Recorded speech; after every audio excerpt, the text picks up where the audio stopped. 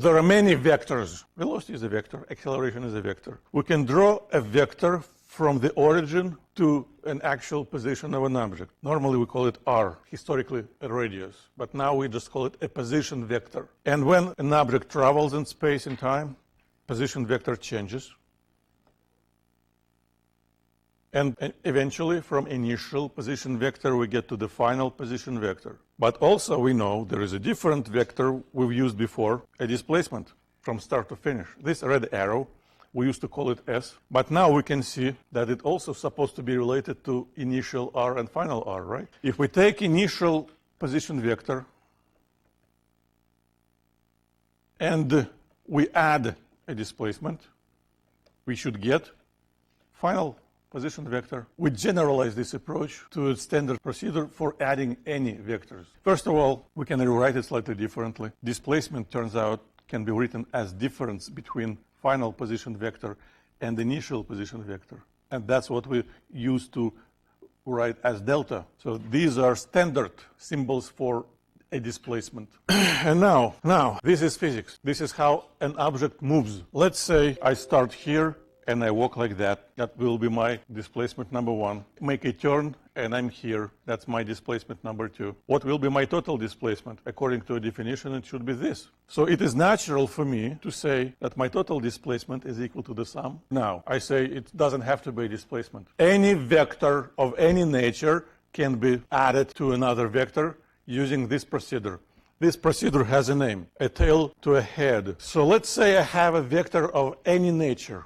Velocity, position, acceleration, force, anything. How do I show the existence? By drawing an arrow.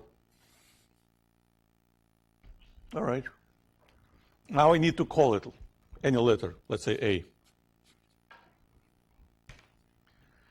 Now I have another vector of the same nature. Well, I don't know. Call it B.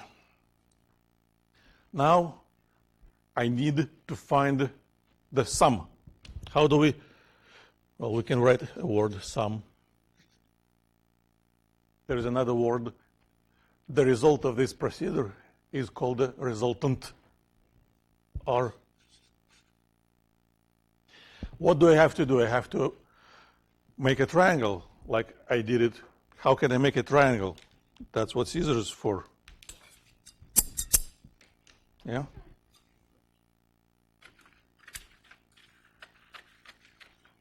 So I need to cut out one vector. And now I can shift them together until the head, or we say the end of one vector, coincides at the same location at the tail or beginning of another vector. That's only step number 1. We call it move or shift. It's done. Now what do I have to do? Step number 2, connect. What do I have to connect?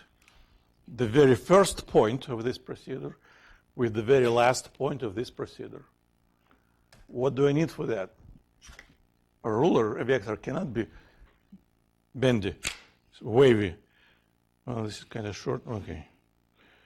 So I draw a straight line. It has to be straight.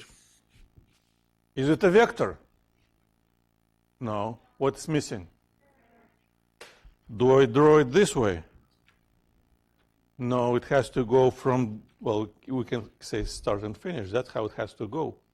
I have to add this arrowhead, this pointer. And now this green arrow is what we call R, the sum of A and B, the sum. And now if anybody asks, what is the sum of A and B, you should say this. Point your finger, say this.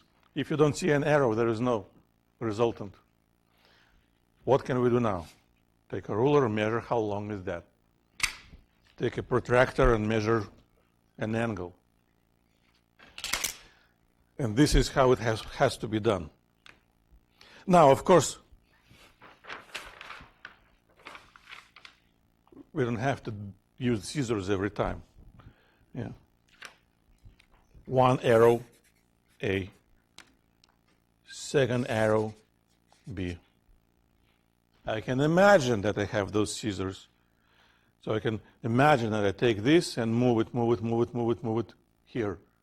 And what do I do now? I draw a copy of this, but not from here, from here, from here, like that. Yes? Yes?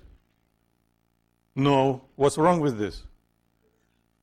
So it's not the same vector. I cannot change the direction. Okay, I draw it like this. What's wrong with this? I've changed the magnitude. I must preserve both variables, direction and magnitude. So wrong again. Now this is the same vector B. It just shifted. Step 1 is done. Step 2, I've searched for the very first, the beginning of the picture, very last. Start, finish. I draw a straight arrow, add the pointer from start to finish. This is what A plus B is. Do I need to know the length? No problem. Do we need to know an angle?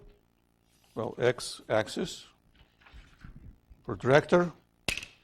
No problem. Of course, we have other means, mathematical means for calculating length, angle.